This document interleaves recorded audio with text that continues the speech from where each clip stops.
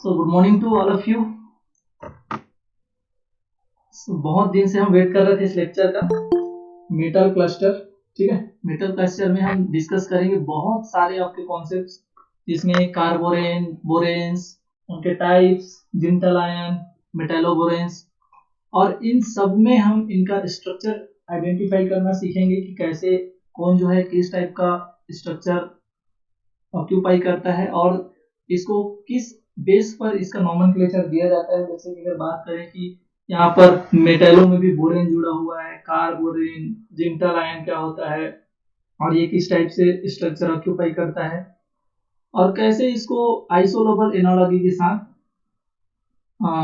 Connect करते हैं, कैसे एक दूसरे के साथ ही आइसोलोबल एनालॉजी शो करते हैं, उसको थोड़ा सा डिस्कस करेंगे। और बहुत सारे यहाँ पर हम मिसलर एंड टार के जो क्वेश्चंस है उनके एग्जांपल्स और एक्सरसाइज को यहाँ पर सॉल्व करेंगे। ठीक है, तो चलो स्टार्ट करते हैं। सबसे पहले तो बात होगी कि बोरेन्स। तो बोरेन्स होता क्या है? It is a kind of compound of boron and hydrogen. तो बोरान और हाइड्रोजन जब कंपाउंड बनाता है तो बोरान के साथ जब हाइड्रोजन जुड़ता है तो हाइड्रोजन का जो बिहेवियर होता है वो हाइड्राइड के फॉर्म में इसके साथ जुड़ता है। तो आप ये बोल सकते हैं कि बोरेन और कुछ नहीं है बल्कि बोरान का क्या है? हाइड्राइड है। ठीक है, जैसे आप बोलते हैं कि PCl5 है तो PCl5 को फास्फोरस का आप क्लोराइड बोल रहे हैं, तो वैसे ही जब आपका सोडियम के साथ हाइड्रोजन जुड़ता है तो इसको आप सोडियम का या एल्कालाइन मेटल का हाइड्राइड बोल रहे हैं। वैसे ही जब बोरान के साथ हाइड्रोजन जुड़ता है तो वहां पर वो हाइड्राइड फॉर्म में जुड़ता है, इसलिए इसे बोरान का हाइड्राइड भी बोलते हैं और इसे बोरेन के नाम से जाना जाता है। आज हम जनरली बोरेन्स के बारे में डिस्कस करेंगे, इनके टाइप्स को आपको क्लासिफाई कैसे करते हैं इसको बताएंगे, फिर डिफरेंट डिफरेंट टाइप के जो आपके बोरेन्स होंगे उनको कैसे कनेक्ट किया जाता है बोरेन्स के जो क्लासिफिकेशन है उसके अकॉर्डिंग। तो देखिए, boranes and hydrogen forms a neutral and ionic species. Borane जो है आपका आयनिक स्पीसीज भी बना सकता है और न्यूट्रल कंपाउंड भी बना सकता है हाइड्रोजन के साथ। ये जो होते हैं आपके पैरेलल रिलेशन शो करते हैं किसके साथ? ट्रांजिशन मेटल क्लस्टर और कुछ मेन ग्रुप के जो कंपाउंड है, खासकर जो बोरान के हाइड्राइड्स हैं और कार्बोरेन्स हैं, वो जो है आपके पैरेलल रिलेशन ट्रांजिशन मेटल और मेन ग्रुप कंपाउंड में शो करते हैं। दैट इज ये एक दूसरे को कई जगह पर आपने जो अब स्ट्रक्चर फॉर्मेशन है, क्लस्टर फॉर्मेशन है, वहां पर एक दूसरे को रिप्लेस भी कर सकते हैं। तो वैसे ही यहाँ पर देखिए कुछ कंपाउंड्स हैं जो बोरान के है, बोरान हाइड्राइड या फिर बोरेन्स हैं, वो आपके सिमिलैरिटी शो करती हैं बॉन्डिंग के नजरिए से या स्ट्रक्चर के नजरिए से। In the sense of bonding की कैसे बॉन्ड बना रहा है, किसके साथ जुड़ा है, क्यों जुड़ा है, ठीक है, और according to the their orientation about कि उसका स्ट्रक्चर कैसा है। तो ये कुछ आपके पैरामीटर्स हैं जिसके जिसके जैसे, या आप ये बोल सकते हैं कि बॉन्डिंग और स्ट्रक्चर के नजरिए से ये आपके जो बोरेन्स होते हैं वो ट्रांजिशन मेटल क्लस्टर के साथ सिमिलैरिटी या सिमिलर बिहेवियर शो करते हैं। ठीक है, तो जैसे कि अगर बात करें बोरेन्स क्या है, तो यहाँ पर देखो कुछ एग्जांपल्स हैं यहाँ पर बोरेन्स के। तो ये आपका एक B7H7 2- है, इसको क्लोजो बोला है ये, तो अभी हम सिर्फ एग्जांपल डिस्कस कर रहे हैं।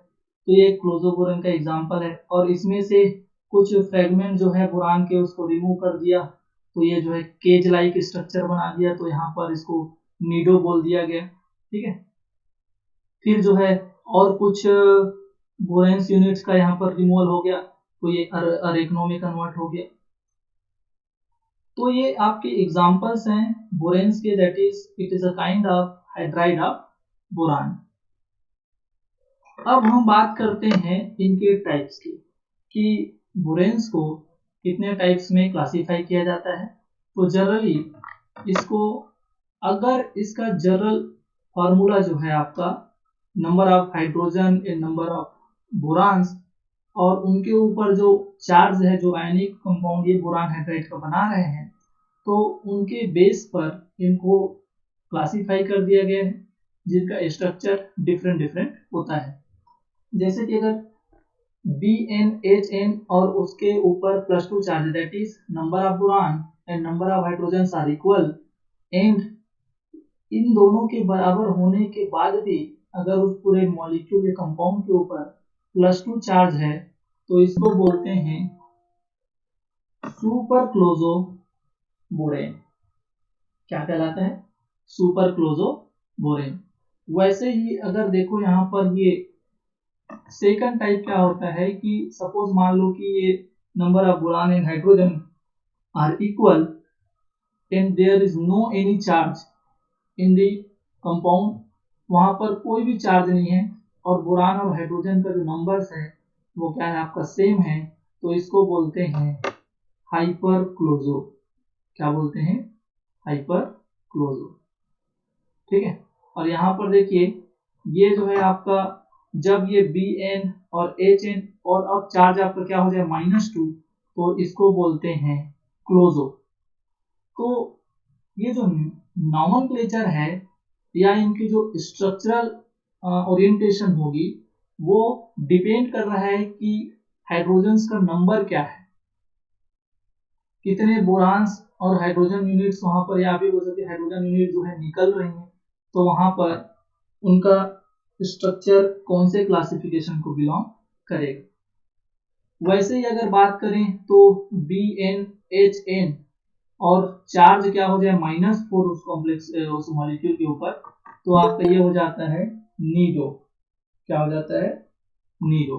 वैसे ही जब ये -6 हो जाएगा तो ये हो जाता है अरेक्नो बोरेन। इसको बोलते हैं अरेक्नो टाइप का स्ट्रक्चर या अरेक्नो टाइप का बोरेन का क्लासिफिकेशन।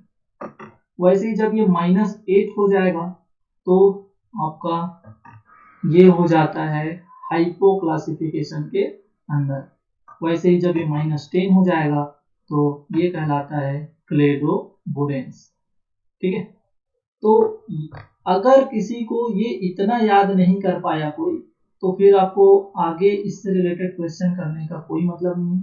सबसे पहले आपके इनके जनरल फार्मूलाज जो हैं होंगी डिफरेंट डिफरेंट क्लासिफिकेशन के लिए, वो आपको याद होने चाहिए। ठीक है। आपको सीक्वेंस वाइज याद होने चाहिए।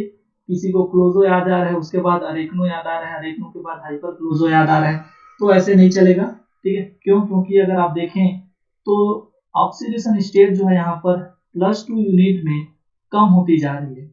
एक बार +2 था, फिर 0 हो गया, फिर आपका कंपाउंड ऑक्सीडेशन कंपाउंड के ऊपर जो चार्ज है -2 हो गया, -4 हो गया, -6, -8, -10।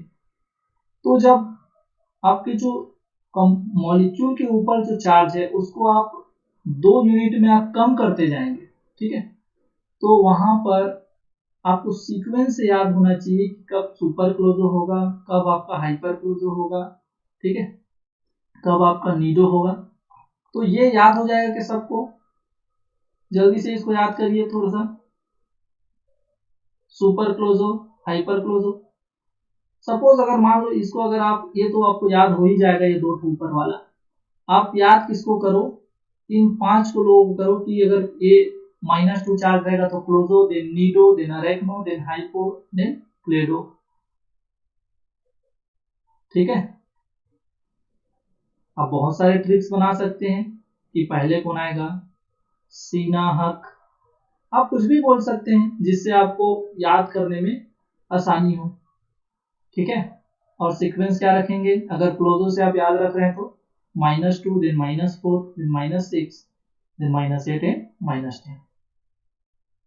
ठीक है। तो ये आपके टाइप्स ऑफ बोरेन्स होंगे। कब कौन सा बोरेन बोलोगे उसके लिए जनरल फार्मूला ये है। ठीक है। अब बात करते हैं हम टाइप्स ऑफ क्वेश्चन की। यहां से आपका जो क्वेश्चन आता है वो कैसे आता है, तो आपके बोरेन के क्लासिफिकेशन में पूछता है, या फिर वहां पर वो आइसोल्युबल एनालॉजी से क्वेश्चंस कर देता है, वहां पर वो 18 इलेक्ट्रॉन रूल काउंट करवा सकता है। ठीक है। तो एक बार आपका क्वेश्चन आ सकता है बोरेन से, कार्बोरेन से आता है क्वेश्चन, सेम कॉन्सेप्ट से।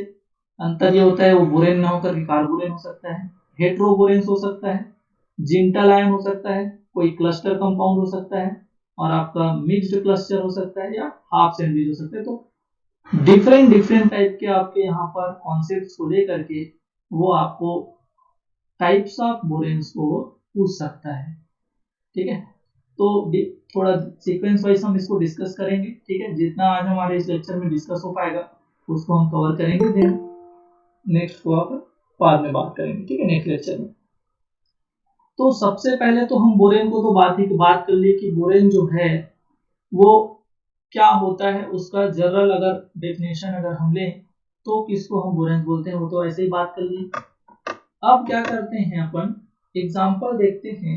एग्जांपल है आपका जनरली पूरा जो मैं एग्जांपल दिया हूं आपको मिसलर एंड टार से लिया हूं। ठीक है, 5th एडिशन का इनऑर्गेनिक केमिस्ट्री मिसलर एंड टार के द्वारा जो लिखा गया है। ठीक है, इसमें सबसे पहले आपका एक आपको मिल जाएगा आपके बुक में एग्जांपल नंबर 15.4 में। यहाँ पर देखो ये कुछ बोरेन्स दिए हुए हैं। यहाँ पर सिर्फ बोरान और हाइड्रोजन है, दैट इज बोरान हाइड्राइड, जिसको हम बोरेंसी बोलते हैं। इसमें वो अगर हमको पूछता है कि classify the following boranes by structural type, कि वो किस टाइप का स्ट्रक्चर रखता है, क्लोजो रखता है, नीडो रखता है, अरेक्नो रखता है। ठीक है, तो इसके लिए हमको करना क्या पड़ेगा, तो आपको करना कुछ नहीं है। सबसे पहले आप क्या करना, इन बोरान्स, क्योंकि पूरे जितने भी आप जनरल फार्मूला देखे होंगे उसमें BnHn लिखा होगा, दैट इज बोरान और हाइड्रोजन के नंबर को आप क्या करना, बराबर करना। और इनको बराबर करने के बाद जितना हाइड्रोजन बच जाएगा, जैसे कि यहाँ पर 10 बोरान है तो मेरे हाइड्रोजन को भी इससे बराबर करना है, तो क्या हो जाएगा, वो 10 हाइड्रोजन हो जाएगा। तो 4 हाइड्रोजन जो बचेगा उसको H+ फॉर्म में निकाल दो, और H+ फॉर्म में निकालोगे तो इस मॉलिक्यूल के ऊपर कौन सा चार्ज आएगा, माइनस चार्ज आएगा। ठीक है, तो वैसा करने पर देखो B10H14, तो इसको दोनों को 10 करने के लिए मैं 4 हाइड्रोजन को प्लस फॉर्म में निकाल दिया, तो वहां पर इस मॉलिक्यूल के ऊपर, इस बोरेन के ऊपर -4 चार्ज आपका आ गया। तो अगर BnHn दैट इज जब बोरान और हाइड्रोजन का नंबर सेम होता है और उसके ऊपर 4 माइनस होता है, तो इसे हम क्या बोलते हैं, नीडो। Very good. तो ये आपका कौन सा क्लासिफिकेशन होगा, नीडो क्लासिफिकेशन होगा। वैसे ही अगर सेकंड एग्जांपल की बात करें तो हमको इन दोनों को बराबर करना है पहले, तो B2H2 कर दो, 5 निकाल दो, तो 5H+ निकलेगा तो 5 माइनस आएगा, पहले से क्या है आपका 1 माइनस, तो 6 माइनस, तो क्या हो जाएगा भाई, अरे वेरी गुड। तो मतलब सिंपल है, कोई ज्यादा दिक्कत ही नहीं है। लेकिन कब सिंपल है ये, जो चीजें सिंपल होती है वही आपको दिक्कत देती है। अगर थोड़ा सा भी आपका यहाँ पर थोड़ा सा भी आप भूल गए कि किसके लिए -4 के लिए नीडो होता है कि किसके लिए क्लोजो होता है, तो आप ऐसे क्वेश्चन को जो जानते हुए भी आप वहां पर छोड़ के या फिर गलत करके आ जाएंगे, क्योंकि कोई ज्यादा यहाँ पर मतलब वो नहीं है, मतलब सिमिलैरिटीज नहीं है कि -2 के लिए ये, -4 के लिए ये, क्या पता उल्टा पुल्टा याद आ जाए, एक ऊपर एक नीचे याद आ जाए। तो आपको अच्छे से इसको स्ट्रॉन्ग करके जाना है कि कब कौन सा चार्ज होगा तो उसके लिए कौन सा क्लासिफिकेशन होता है। अगर यही याद होगा तभी आपका आगे का कॉन्सेप्ट काम आएगा, नहीं तो क्या मतलब, आगे आपको सब चीज आता है लेकिन उसके क्लासिफिकेशन को ही आप भूल गए। ठीक है, नेक्स्ट वाले में सबको पता होगा भाई, 8 माइनस आ जाएगा, hypo, 8 minus that is hypo. तो आसानी से ये जो है आपका क्लासिफिकेशन कैसा हो जाएगा, हाइपो क्लासिफिकेशन हो जाएगा। ठीक है, तो ये हो गया आपका क्या, एग्जाम्पल वाला सीरीज। अब इसके बाद अपन क्या कर लेते हैं, एक्सरसाइज देखते हैं कि इस एक्सरसाइज में आपको देखो ये सेम स्ट्रक्चरल टाइप में इसको क्लासिफाई करने के लिए बोल रहे हैं। तो अगर आप इसको अगर देखें तो बहुत कम समय में ये बन जाएगा। करते क्या है, 11-11 दोनों को करना है, तो 11-11 दोनों को करना है, तो यहाँ से 2 हाइड्रोजन एक्स्ट्रा है, तो सिंपल सा जितने हाइड्रोजन एक्स्ट्रा रहते हैं उसमें उतने ही माइनस चार्ज और ऐड कर दो, तो यहाँ पर 2 माइनस और ऐड कर दो, 2 माइनस पहले से है तो कितना हो जाएगा -4, और जब -4 चार्ज होता है तो ये हो जाएगा B11 H11 -4, दैट इज क्या हो जाएगा? नीडो। Very good. ठीक है, तो आप जब देखे होंगे क्वेश्चंस में प्रीवियस ईयर के जो मैंने आपको सेंड किए हैं, तो इतने क्वेश्चंस CSIR में भरे पड़े हैं। यहाँ से कभी आइसोलोबल से पूछता है, तो कभी वो क्लासिफिकेशन पूछता है, तो कभी आपका बोरेन से पूछ देता है, कभी कार्बोरेन से ले लेता है, कभी हाफ क्लस्टर ले लेता है। और अच्छी बात क्या है कि आज भी इसको 4 नंबर में देता है ये। ठीक है, तो पूरे वो ऑर्गेनोमेटेलिक में आपका ये इतना वेटेज रखता है ये वाला पोर्शन कि इनमें से तो आप हर क्वेश्चन को सॉल्व करके चले जाओ। जो आपके अच्छे अच्छे बुक्स हैं वो आसानी से सॉल्व भी हो जाते हैं। ठीक है, वैसे ही मेरे ख्याल से अब इन सबको बताने की जरूरत नहीं है। किसको समझ नहीं आया भाई, देख लो, दोनों को 5-5 करो, बराबर करो, तो यहाँ पर 3 माइनस एक्स्ट्रा हो जाएंगे 3 हाइड्रोजन की जगह में, तो -4, that is it also follow the Nido structure. वैसे ही यहाँ पर देखो, यहाँ तो कुछ नहीं करना है, ऑलरेडी दोनों 7-7 बराबर हैं, 2 माइनस चार्ज है, दैट इज क्लोजर। यहाँ पर देखो 18, दैट इज 8 एक्स्ट्रा है, 8 एक्स्ट्रा है तो 8 माइनस यहाँ पर लगा दो, तो 8 माइनस होता है तो क्या होता है? हाइफो होता है, हाइफो। तो आप ऐसा क्यों नहीं करते कि आप जो है अच्छे अच्छे जो बुक्स हैं उन्हीं के एक्सरसाइज को आप क्या करें, वहां पर सॉल्व करें, क्योंकि क्वेश्चंस बनेंगे तो ऐसे ही अच्छे अच्छे जो बुक्स हैं वहीं से सीधे पिक होते हैं। तो अगर आप उन क्वेश्चंस को एक बार सॉल्व कर लिए होते हैं तो आपको पेपर हॉल में वो बिल्कुल ऐसे कंपेयर टू अदर्स आपको इजी जाएगा। ठीक है, अब बात करते हैं कार्बोरेंस। तो कार्बोरेंस क्या होता है? अब यहाँ पर ये कार्बन जो होता है कभी कभी जो है बोरान के साथ जुड़ा रहता है। अब ये होता क्या है कि कार्बन जो है आइसो इलेक्ट्रॉनिक बिहेवियर शो करने के कारण ये बोलता है कि बोरान जो है कि तुमसे अगर मेरे को जुड़ना है तो मैं कितने लोगों के साथ कितने लोगों के जगह में जुड़ सकता हूँ। तो कार्बन जो है किस तरह से जुड़ा हुआ है वो डिपेंड करता है। अगर अकेले कार्बन जुड़ेगा तो इसके पास 4 इलेक्ट्रॉन हैं, तो ये 4 इलेक्ट्रॉन जो है 4 इलेक्ट्रॉन की जगह में जुड़ेगा, तो एक बोरान जो होता है आपका 3 वैलेंस इलेक्ट्रॉन रखता है, तो एक हाइड्रोजन जो है 1 वैलेंस इलेक्ट्रॉन रखता है, तो एक BH के जगह में ये कार्बन जो है जुड़ने की टेंडेंसी रख रहा था। ठीक है, और ये भी जो है आपके iso structural iso electronic behaviour show कर रहे थे इस टाइप के बोरान्स के। दैट इज जो जिस BH के जगह में ये जुड़ा है वो BH के जगह में सेम आपके जो अरेंजमेंट है या सेम क्लासिफिकेशन टाइप्स ऑफ बोरेन्स है उसी ओरिएंटेशन के साथ वो जाकर के जुड़ जाता है। तो जब कार्बन प्रेजेंस हो बोरेन में तो ऑब्वियसली उसको क्या बोलेंगे? कार्बोरेन। ठीक है,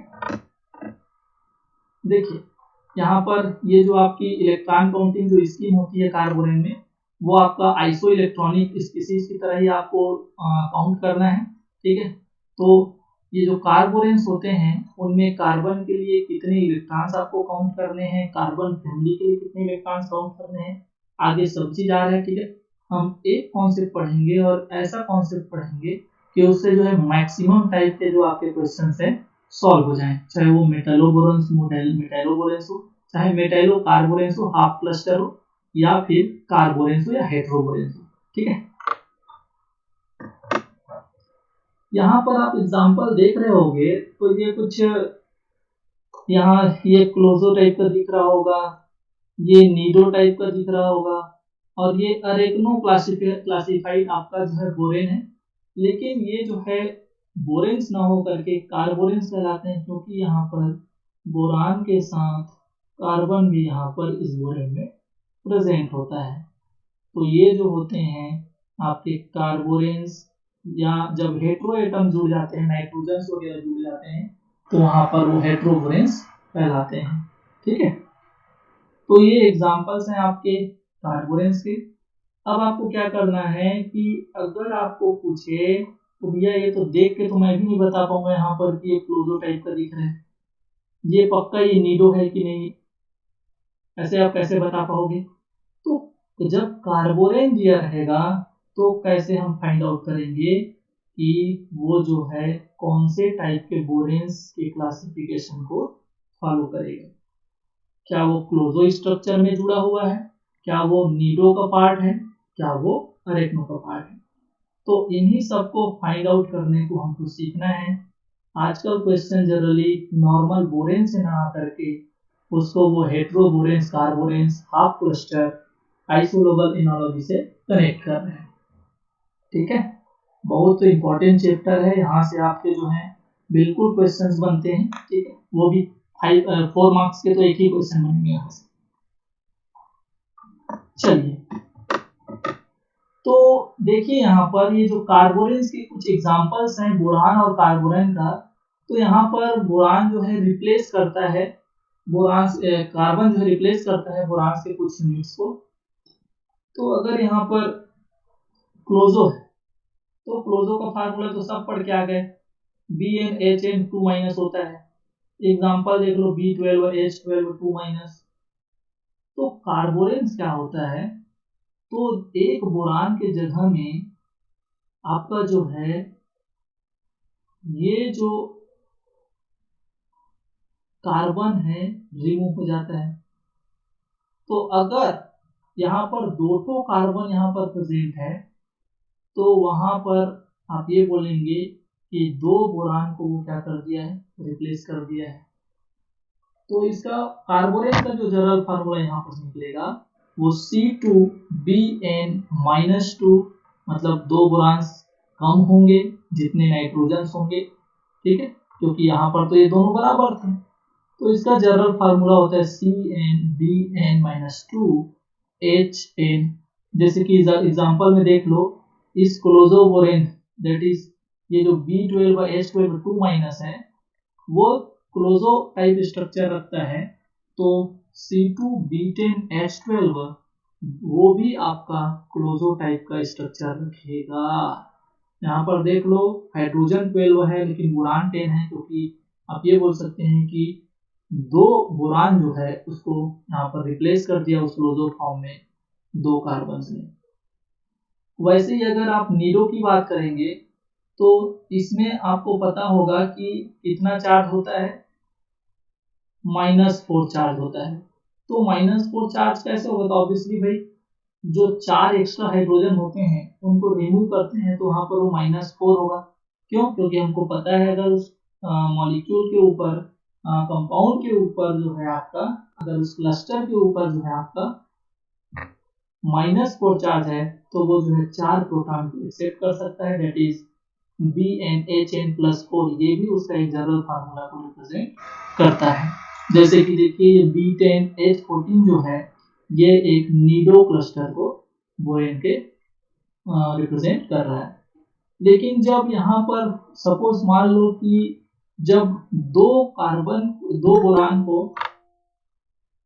बोरान्स को आपका जो है यहाँ पर रिप्लेस कर दिया 2 कार्बन से, तो वहां पर ये जो आपके Hn+4 थे वो आपके Hn+2 हो जाएंगे। जैसे कि इसका जनरल फार्मूला हो जाएगा C2B8H12। तो ये जो आपका नीडोबोरेन है उसमें अगर 2 कार्बन जो है अगर इसको रिप्लेस करता है तो आपका ये नीडो कार्बोरेन्स आपको मिल जाएंगे। तो ये तो एक जनरल फार्मूला है, हमको तो ऐसा जुगाड़ बनाना है कि इन सब जनरल फार्मूलाज को याद न रखते हुए भी एक ही जनरल फार्मूला जो हम ये याद करके आए हैं उसी से हम सीधा क्या कर दे, उस कार्बोरेन्स का स्ट्रक्चरल क्लासिफिकेशन निकाल दे कि कौन से टाइप के बोरेन्स को वो फॉलो करता है। ठीक है, तो इसके लिए आइसो इलेक्ट्रॉनिक कॉन्सेप्ट यूज में लिया जाता है।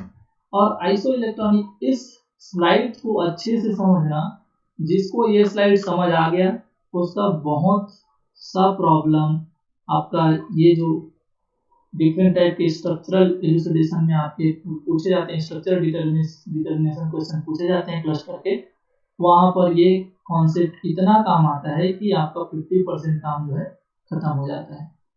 तो थोड़ा सा इसको समझना, यहाँ पर टॉप में जो मैं मेंशन किया हूँ वो वैलेंस इलेक्ट्रॉन को, क्यों? क्योंकि यहाँ जो खेल होगा वो वैलेंस इलेक्ट्रॉन का ही होगा। वैलेंस इलेक्ट्रॉन का खेल कैसे होगा? क्योंकि मैं बात करूंगा आइसो इलेक्ट्रॉनिक, दैट इज हम बात करेंगे इलेक्ट्रॉन के बेस पर। तो आइसो इलेक्ट्रॉनिक कॉन्सेप्ट को लेकर के हमको कन्वर्ट करना है बोरेन में, चाहे वो कार्बोरेन हो, चाहे वो हेटेरोएटम नाइट्रोजन ऑक्सीजन कंटेनिंग आपका जो बोरेन हो, उसको पहले हमको आइसो इलेक्ट्रॉनिक कॉन्सेप्ट से उसको नॉर्मल बोरेन में कन्वर्ट कर देना है। और हमको पता है कि जब हम नॉर्मल बोरेन में किसी को कन्वर्ट कर देंगे तो वहां पर BnHn -2 -4 -6 के कॉन्सेप्ट से हम पक्का पता लगा सकते हैं कि कौन सा आपका क्लोजो होगा, कौन सा नीरो होगा। तो यहाँ पर देखो, पहले वाले में यहाँ पर मैं बोरान फैमिली को रिप्रेजेंट किया हूँ और सबको पता है कि बोरान फैमिली के पास कितने वैलेंस इलेक्ट्रॉन होते हैं, तो वो होते हैं 3 valence electron, 1s2 2s2 2p1। वैसे एल्यूमिनियम के लिए 3s2 3p1। ठीक है, और कार्बन के पास कितने वैलेंस इलेक्ट्रॉन होते हैं? 4। तो वैसे जब लेफ्ट टू राइट बोरान के बाद चलते जाते हैं तो सबको पता है कि बताने की चीज नहीं है, ठीक है, कि यहाँ पर वैलेंस इलेक्ट्रॉन बोरान फैमिली के पास 3 होते हैं, कार्बन के पास 4 होते हैं, नाइट्रोजन वाले में 5 होते हैं, ऑक्सीजन वाले में 6 and hydrogen group contain 7 valence electron. तो यही वैलेंस इलेक्ट्रॉन आपको उस ग्रुप के सभी के लिए लेना है, सभी के लिए जो है उतना सेम इलेक्ट्रॉन लेना है आपको। आपको इलेक्ट्रॉन काउंट करने आना चाहिए, क्यों? क्योंकि जैसे ही एक इलेक्ट्रॉन काउंट करने में आप गलती किए, और एक इलेक्ट्रॉन काउंट का मतलब यहाँ पर एक हाइड्रोजन से होगा, और एक हाइड्रोजन को जैसे ही यहाँ पर आप गलती करेंगे वहां पर आपका क्लोजो से वो क्या पता नीडो चला जाए, नीडो से क्या पता वो अरेक्नो चला जाए। तो इसको बहुत केयरफुली आपको काउंट करना पड़ता है। ठीक है, तो आपको सबसे पहले ये पता चल गया क्या कि कौन से ग्रुप का जब मेंबर होगा तो उसके जगह मैं कितने इलेक्ट्रॉन काउंट करूंगा। ये इनके वैलेंस इलेक्ट्रॉन होते हैं। अब बात करते हैं, अगर एल्यूमिनियम है तो एल्यूमिनियम की जगह मैं क्या रखूंगा? एल्यूमिनियम 3 इलेक्ट्रॉन देता है, तो बोरान से अगर मैं रिप्लेस करूंगा तो बोरान भी तो 3 इलेक्ट्रॉन देता है। तो सबसे पहले हमारा काम क्या रहेगा कि जो भी दिया रहे क्वेश्चन में उसको पहले हम बोरान के टर्म में कन्वर्ट करेंगे। वैसे ही अगर कार्बन फैमिली का कोई भी मेंबर दिख जाए तो कार्बन फैमिली का जब कोई भी मेंबर दिखेगा तो कार्बन के वैलेंस इलेक्ट्रॉन में कितने इलेक्ट्रॉन, वैलेंस में कितने इलेक्ट्रॉन होते हैं? 4। हाँ, फास्फोरस के नीचे ऑक्सीजन ही है। फास्फोर, हाँ ये गलती से हो गया। ठीक है, ये जो है आपका, हाँ ये आप थोड़ा सा ये इसको प्रिंटिंग मिस्टेक बोलते हैं। ठीक है, एएस आएगा। ठीक है, चल, ऐसी गलती थोड़ी थोड़ी हो सकती है भाई, टाइप करने में हड़बड़ी में ये सब हो जाते हैं। ठीक है, हाँ करेक्ट कर देना, बता देना मेरे को भी। तो देखो यहाँ पर जब कार्बन फैमिली का कोई भी मेंबर हो तो वहां 4 इलेक्ट्रॉन लेना है। तो 4 इलेक्ट्रॉन अगर मैं बोरान के टर्म में इसको किसी को भी कन्वर्ट करूंगा तो बोरान तो 3 ही दे सकता है, तो एक का जुगाड़ कौन करूंगा? तो पर इलेक्ट्रॉन मेरे को एक हाइड्रोजन लेना पड़ेगा, क्योंकि एक हाइड्रोजन में वैलेंस शेल में उसके कितने इलेक्ट्रॉन होते हैं? 1 इलेक्ट्रॉन। तो जब 4 इलेक्ट्रॉन लेने की बात आए तो वहां पर आपको क्या रिप्लेस करना है? BH। या फिर पहले अगर आपको दिक्कत हो रहा है तो उसको कन्वर्ट कर लो, सिलिकॉन है तो उसको पहले कार्बन में कन्वर्ट कर लो। कार्बन कितने इलेक्ट्रॉन देता है? 4। और तो कार्बन से फिर आप कन्वर्ट कर लो इसको बोरान और हाइड्रोजन में, तो ऑब्वियसली एक carbon that is isoelectronic with BH। तो अब आप समझ आ गया होगा मैं क्या बोलने जा रहा हूँ आगे। अगर 5 इलेक्ट्रॉन होगा किसी के वैलेंस शेल में, दैट इज नाइट्रोजन फैमिली का कोई भी ग्रुप हो, तो उसके जगह में मेरे को कितने बोरान और हाइड्रोजन लेने हैं? तो एक बोरान, एक नाइट्रोजन या एक फास्फोरस या एक आर्सेनिक के लिए एक बोरान। अब एक बोरान लेने से तो मेरे को 3 ही इलेक्ट्रॉन मिला, तो मेरे को चाहिए था तो 5, तो आपको पर इलेक्ट्रॉन के लिए एक हाइड्रोजन और बढ़ाते चलना है। तो एक हाइड्रोजन से एक, तो 2 हाइड्रोजन से 2, और एक बोरान से 3, दैट इज आपको कितने इलेक्ट्रॉन्स मिल गए? 5 इलेक्ट्रॉन्स। अगर कोई मेरे को बोलता है कि ले तो कार्बन फैमिली के अकॉर्डिंग उसको आइसोइलेक्ट्रॉनिक बनाओ करके, तो कार्बन फैमिली का कोई भी मेंबर ले लेना। तो कार्बन फैमिली का कोई भी मेंबर लोगे तो कार्बन फैमिली का कोई भी मेंबर तो 4 इलेक्ट्रॉन देता है, तो उसके साथ कितना हाइड्रोजन जोड़ना पड़ेगा? एक हाइड्रोजन। तो ये क्या हो जाएगा? BH2 is isoelectronic with CH। या फिर बोरान फैमिली का कोई भी मेंबर हो सकता है, वैसे ही CH फॉर्म में कार्बन फैमिली का कोई भी मेंबर हो सकता है। दैट इज मैं ये बोलना चाह रहा हूँ कि अगर एल्यूमिनियम H2 है तो वो आइसो इलेक्ट्रॉनिक होगा किसके साथ?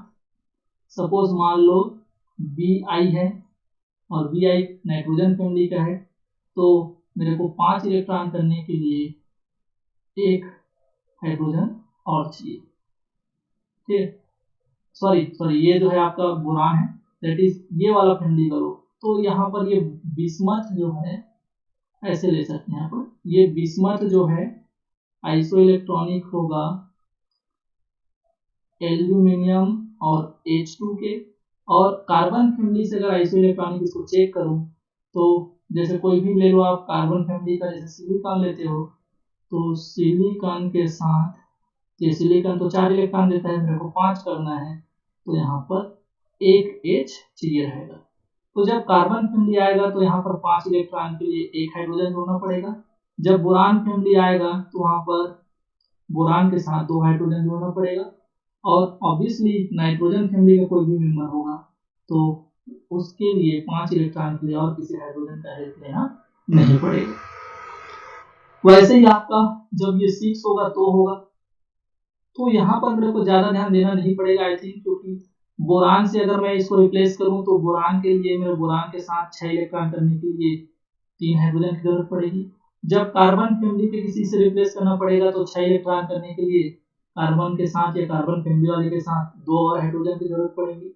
जब नाइट्रोजन फैमिली से मैं इसको रिप्लेस करूंगा तो नाइट्रोजन में 5 इलेक्ट्रॉन होते हैं वैलेंस के, तो 6 करने के लिए सिर्फ एक हाइड्रोजन का जरूरत लेना पड़ेगा। ठीक है, और ऑक्सीजन फैमिली का तो बात ही वही कर रहे हैं कि जब 6 इलेक्ट्रॉन है तो इसके पास 6 इलेक्ट्रॉन करने के लिए ऑक्सीजन फैमिली वाले को और किसी हाइड्रोजन के साथ नहीं जोड़ना है।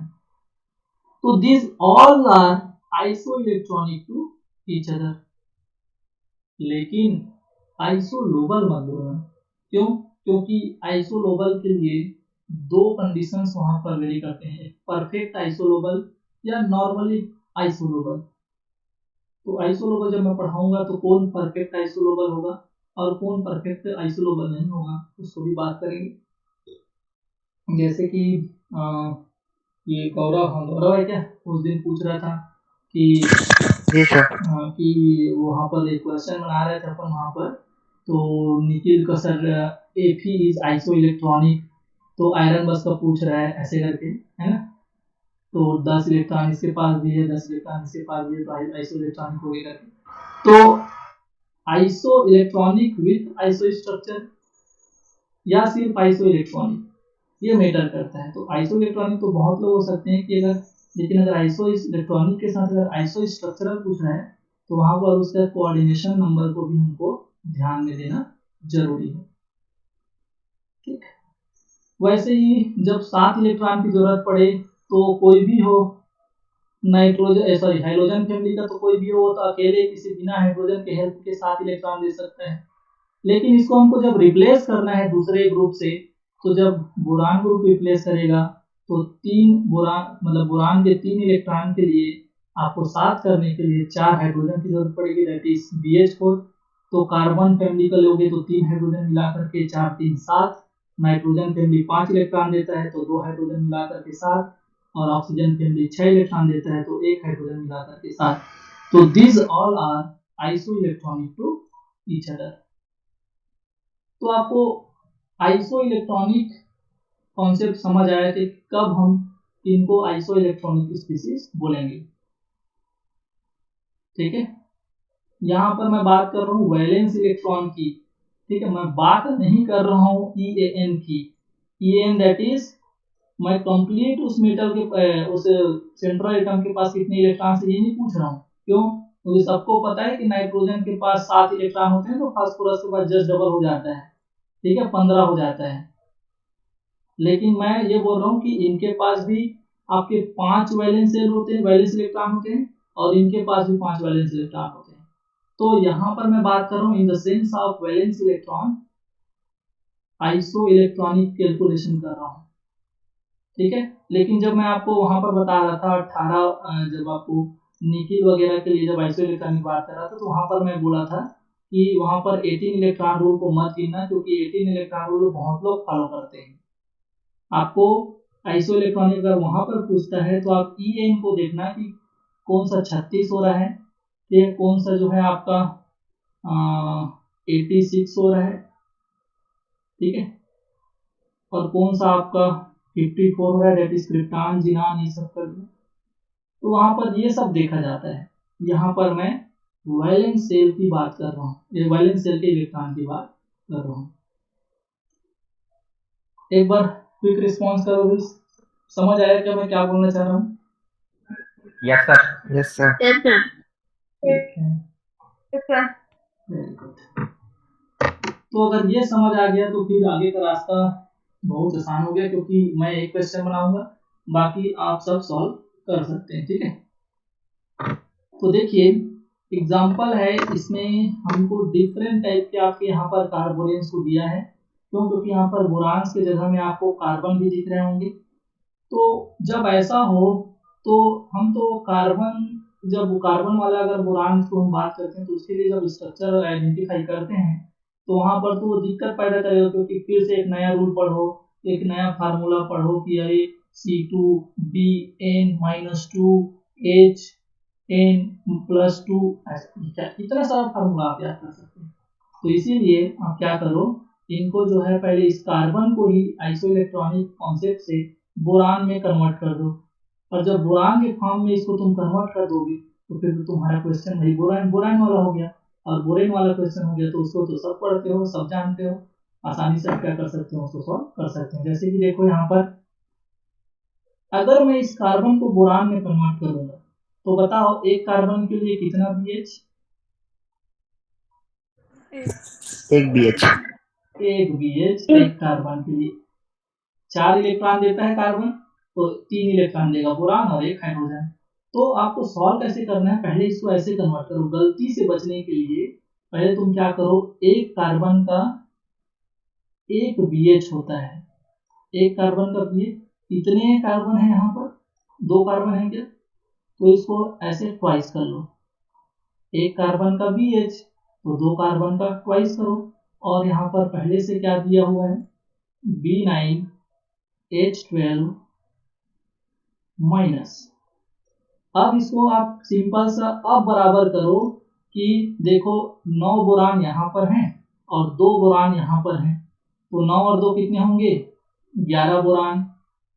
और हाइड्रोजन कितने हैं, 12 तो यहीं पर हैं, और 2 इनके अंदर देखो यहाँ पर एक H है तो यहाँ बाहर में 22 है, तो 2 हाइड्रोजन, तो 12 और 2 14, और ऊपर में कितने माइनस हैं, 1 माइनस। समझ आया क्या भाई? अब आपको बहुत अब सिंपल हो जाएगा कि दोनों हाइड्रोजन और बोरान को बराबर करना है, और जितने एक्स्ट्रा हाइड्रोजन हो रहे उसके लिए माइनस लगाने हैं। तो यहाँ पर देखो 3 हाइड्रोजन एक्स्ट्रा हो रहे थे, उसको बाहर करो H+ फॉर्म में, और यहाँ पर 3 एक्स्ट्रा माइनस जवाब है, एक पहले से है, तो वहाँ पर B11H11 4 माइनस, और जब 4 माइनस आता है तो वहाँ पर नीडो।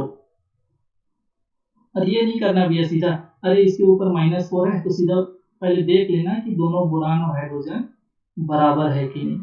चार्ज को लास्ट में देखना है, और कब देखना है, जब दोनों बोरान और हाइड्रोजन का नंबर जब सेम हो जाए, उस कंडीशन में कितना चार्ज आ रहा है ऊपर में, उसको देखना है, और उसके अकॉर्डिंग आपको क्या करना है, बोरेन का क्लासिफिकेशन करना है।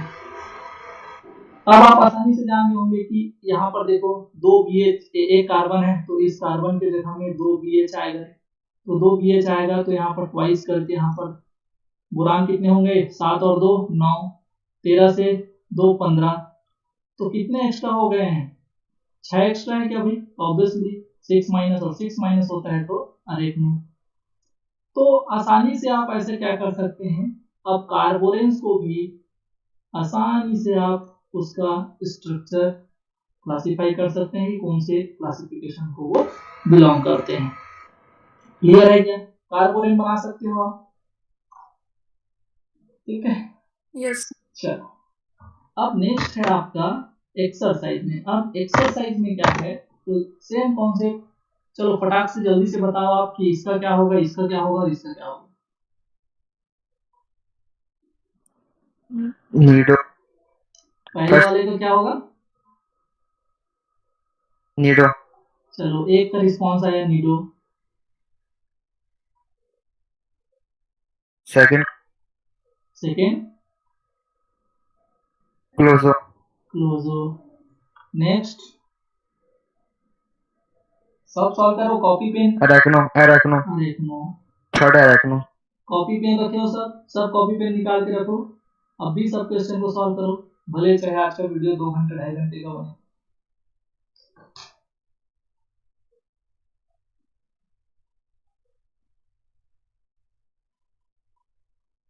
ठीक है, सबका है कि यस सर। एग्री करते हैं, मैं बनाऊं भैया, हम तो स्टेप टू स्टेप चलते हैं, हम क्या है, हमसे गलती होने के चांसेस बहुत ज़्यादा होते हैं, हमसे सिली सिली मिस्टेक बहुत होते हैं, इसलिए हम तो पूरा सॉल्व करेंगे। पहला क्या होता है, कॉन्सेप्ट हमारा बोलता है कि भैया एक कार्बन के जगह में एक BH लगाओ, 3 कार्बन है तो 3 लगाओ, और पहले से यहाँ पर कितने हैं, 3 बोरान और H7। अब इसके बाद क्या करो, 3 बोरान यहाँ है, 3 बोरान यहाँ है, तो टोटल हो गए वो B6, और H7 7 यहाँ हाइड्रोजन है और 3 हाइड्रोजन यहाँ पर है, तो ये हो जाएगा आपका H10। और जब इसको बोरान और हाइड्रोजन को नंबर को आप सेम करेंगे, तो हम क्या करते हैं कि दोनों को सेम करो, और जितने हाइड्रोजन एक्स्ट्रा हैं उतने ही आप यहाँ पर माइनस चार्ज लगा दो, तो ये -4, दैट इज नीडो। तो पहले वाले जो बोले हैं वो तो सही बोले हैं, उन लोग काफी ज्यादा होशियार हैं, बहुत जल्दी सॉल्व कर ले रहे हैं, अच्छी बात है।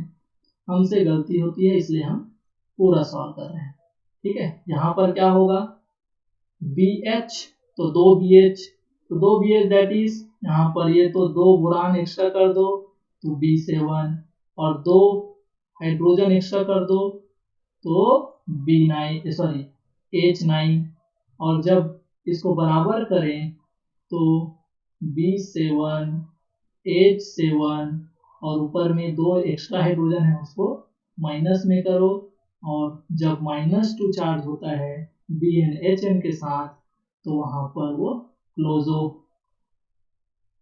समझ आया क्या, तो चलो इसको भी देख लेते हैं कि क्लोजो के साथ जो अरेक्नो बताए वो सही है कि नहीं। तो ऑब्वियसली यहाँ पर B9 हो जाएगा, क्योंकि प्रैक्टिस करते रहोगे तो मेरे जैसे कमजोर स्टूडेंट का भी थोड़ा सा एक्यूरेसी बढ़ जाता है, और सिंपल सी बात है, 1-2 स्टेप कम सॉल्व करने पड़ते हैं। तो यहाँ पर क्या हो जाएगा, ये B9, और B9 के साथ 2 हाइड्रोजन यहाँ पर बढ़ा दो तो B14, दैट इज माइनस, और यहाँ पर जब B9 में यहाँ पर दोनों को बराबर करेंगे B9 और H9, तो यहाँ पर 5 तो यहाँ हो गए एक्स्ट्रा हाइड्रोजन, और एक माइनस पहले से है, तो that is -6, it's belongs to arachno. सबका आया था क्या यही, यस सर। Yes sir. ठीक है। Yes sir. चलो तो कार्बोरेन भी आप सीख गए, मतलब कुछ ज्यादा दिक्कत नहीं हुआ। ठीक है, तो एक कॉन्सेप्ट पढ़ो, सब क्वेश्चन को उसी कॉन्सेप्ट से बनाने की कोशिश करो। ठीक है, वैसे ही इसको आप कैसे करेंगे भाई? अब कार्बन कार्बन हो गया वो, अब कुछ नया करते हैं। अब हेट्रोबोरेंस की बात करते हैं। हेट्रोबोरेंस जैसे कि हेट्रोएटम, नाइट्रोजन, ऑक्सीजन, सल्फर, ये सब आते हैं। तब क्या होगा? तो ये तो सॉल्यूशन पहले से है, तो बताओ सल्फर के लिए कितना BH लिखोगे? BH4 BS सल्फर कितना इलेक्ट्रॉन देता है भाई? 6 ऑक्सीजन फैमिली का है ना, तो BS3 ऑक्सीजन फैमिली का क्या BS3 होता है? 6 BH3 इलेक्ट्रॉन। ठीक BH3 है, तो बोरान में अगर मैं BH3 इसको चेंज करूंगा तो एक बोरान बेचारा 3, तो इसको और कितने हाइड्रोजन का इलेक्ट्रॉन हेल्प करना पड़ेगा? 3। हो गई थी नहीं गलती? कौन था BH4 वाली? ठीक है, कौन थी? तो मैं ठीक। तो देखो, हड़बड़ी में गड़बड़ी होता है, एक हाइड्रोजन भी इधर उधर हुआ तो पता ही नहीं चलेगा तुम कहाँ क्लोज से ओपन हो जाओगे। ठीक है, तो अल्टीमेटली यहाँ पर देखना, BH3 जब लिखोगे तो बताओ, एक सल्फर के बदले, एक ही तो सल्फर है, तो पहले आपको क्या करना है? BH3 लिखना है, उसके बाद फिर B9H11। तो अब इसको जोड़ो आप, तो पहले से 9 बोरान और 1 बोरान एक सल्फर के लिए, तो यहाँ पर कितना हो जाएगा भाई? 10। हाइड्रोजन पहले 11 था, आपका 3 और आ गया सल्फर के कारण, तो यहाँ पर 11 3 14। अब देखो ये B10H14 हो गया। अब आपको एक्स्ट्रा प्रोटॉन को बाहर निकालो और माइनस लगाओ, B10H10 4 minus, that is it belongs to nido classification. समझ आया क्या भाई? तो देखो हड़बड़ी, देखो कार्बोरेन मतलब सब कार्बन कार्बन पढ़ के तो जाते हैं।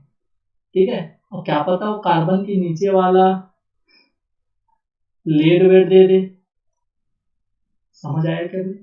तो थोड़ा केयरफुली ना, कि पहले देख लेना कि कौन से फैमिली को, ये कौन से ग्रुप को ये बिलोंग करता है और कौन से ग्रुप के लिए कितना वैलेंस इलेक्ट्रॉन आपको ऐड करना है। ठीक है, चलो नेक्स्ट। अब बताओ किसके लिए कितना? सर कार्बन के लिए BH कार्बन के लिए BH और और फास्फोरस के लिए फास्फोरस के लिए BH2 फास्फोरस के लिए BH2। Very good. ऐसे स्टेप बाय स्टेप सॉल्व करना है। अगर ऐसे स्टेप बाय स्टेप, जैसे ही आप ना बोरान टर्म में आ जाओगे ना, तो बोरान टर्म में आने के बाद आप कंफर्ट फील करोगे। ठीक है, लेकिन ये मत सोचना सीधा यहाँ कार्बन के लिए BH, मन में बोल रहे हो आप BH और इधर लिखोगे BH3। तो थोड़ा सा पहले उसको क्या कर लेना, कभी भी ऐसा जब कॉन्सेप्ट आए हेट्रोबोरेंस कार्बोरेंस की, तो पहले उसको कोशिश करना है कि एक पेन चला लो, एक लाइन, कि पहले उसको बोरान के टर्म में कन्वर्ट कर लो। और जब बोरान के टर्म में कन्वर्ट करोगे तो सामने जब दिखेगा वो चीज, तो आपको गलती नहीं होगा, या बहुत कम चांसेस होंगे गलती के। लेकिन यहाँ पर पता ही नहीं लगेगा तुम बोल BH2 रहे हो और लिख BH दोगे या BH3 लिख दोगे। ठीक है, चलो, तो अब आसानी से इतना कर लियो, तो अब आसानी से इसको सॉल्व कर सकते हैं और इसका जो स्ट्रक्चर आएगा वो क्लोजो टाइप आएगा। ठीक है, चलिए, तो आगे बात करते हैं इसके एक्सरसाइज में देखिए यहाँ पर इसको सॉल्व करते हैं। सल्फर क्या बोलता है? मैं तो ऑक्सीजन फैमिली का हूँ, और ऑक्सीजन फैमिली का हूँ, इसलिए मैं कितने इलेक्ट्रॉन देता हूँ? 6 इलेक्ट्रॉन देता हूँ। तो 6 इलेक्ट्रॉन देता हूँ, तो दैट इज BH3। और BH3 होगा तो क्या होगा? B10H12, दैट इज B10H10 -2 और क्लोजो। ठीक है, नेक्स्ट है आपका, कौन बताएगा कि ये GE, जूली आप मत बताना, ठीक है, और बाकी लोग बताओ कि ये GE कौन से फैमिली का है? 14 थी। कार्बन कार्बन कार्बन दिया ना, तो देखो कितना बेवकूफ बना रहे हैं, कार्बन भी दिया और इधर से जी भी दिया है। तो एक जी दैट इज कार्बन, तो कार्बन के लिए BH, तो Ge के लिए भी BH, तो ये तो Ge का BH हो गया। अब कार्बन का कौन BH होगा, तो एक कार्बन के लिए एक BH, तो 2 ठो कार्बन है तो 2। अब बताओ भैया, अब ये B9 हो जाएगा H11। अब इसको थोड़ा सा आप आसानी से इसको क्या कर सकते हैं, सॉल्व कर सकते हैं। क्या हो जाएगा, 9 और 2 11, 11 और 1 13, तो B13 हाइड्रोजन कितने हो जाएंगे, 11 और 2 13 और 1 14। कहाँ गलती है रे, कहाँ गलती है, 9 2 11 17 12 ये 9 12, क्योंकि जैसे ही ऑड हो जाएगा वो सब जान जाएंगे कि अरे ऑड हो रहा है मतलब कुछ न कुछ गलती है। तो 9 और 2 11, 11 और 1 12, ठीक है। तो ये यहाँ पर B12 H14 दैट इज क्लोजो, ठीक। Yes sir. तो ये भी आप आसानी सॉल्व कर सकते हैं। इसमें सिर्फ क्या है, एक्स्ट्रा माइनस है, सल्फर के लिए जो है 6 इलेक्ट्रॉन देना, ठीक है, एक B और 3 H, रैकनो। बिल्कुल। तो ये इतने सारे क्वेश्चन सॉल्व हो गए कि इसको तो सब आप सॉल्व कर लोगे, ठीक है। अब अपन जंप करते हैं नेक्स्ट कॉन्सेप्ट, जिंटल आयन। कौन जानता है जिंटल आयन क्या होता है, किसी को पता है व्हाट इज जिंटल आयन?